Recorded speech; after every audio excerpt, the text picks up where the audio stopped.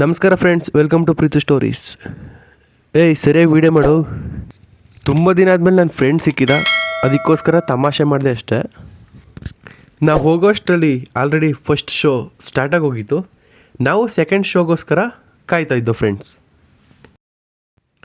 Rocking star ಯಶ್ರವರು ಸತತ 4 ವರ್ಷಗಳಿಂದ ಒಂದು ಸಿನಿಮಾದಲ್ಲಿ ತೊಡಗಿದ್ದು ಅಂದರೆ ಅದು ಟಾಕ್ಸಿಕ್.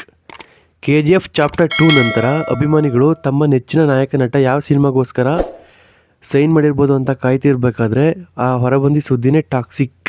ಹಾಗೆಯೇ ಅಭಿಮಾನಿಗಳು 4 ವರ್ಷದಿಂದ ಕಾಯ್ತಿದ್ರು.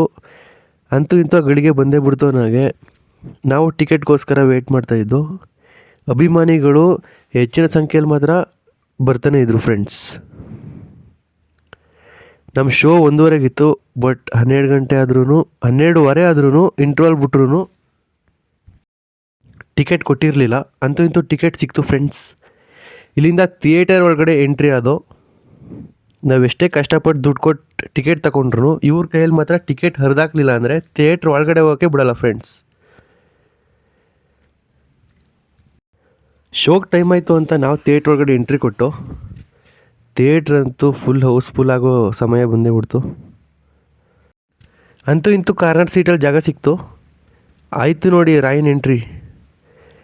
ಸಿನಿಮಾ ನೋಡಿದ್ಮೇಲೆ ಸಿಗ್ತೀವಿ. ಸಿನಿಮಾ ಹೇಗಿದೆ ಅಂತ ಕಮೆಂಟ್ ಮಾಡಿ. By friends.